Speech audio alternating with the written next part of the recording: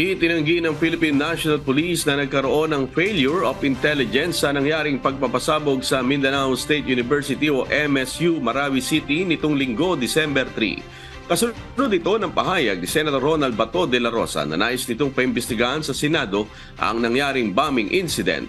Ayon sa Senador, kailangan anyang malaman kung nagkaroon ng failure of intelligence na naging dahilan kung bakit nangyari ang insidente sa lungsod. Sa isang press conference, ipinabot ni PNP Public Information Office Chief Police Colonel Jean Pajardo na wala silang natatanggap na impormasyon hinggil sa plano ng isang grupo na isagawa ang ganitong klase ng terorismo. Pakinggan natin ang pahayag ni PNP Public Information Office Chief Police Colonel Jean Pajardo.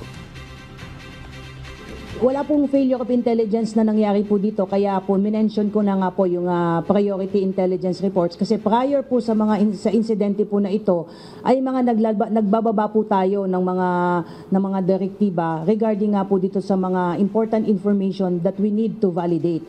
At bago po nangyari ito ay wala naman pong na-receive ang probar ng any information that would lead to the specifics nitong mga alleged na magkakaroon ng pagbobomba sa Mindanao, particularly doon sa MSUs.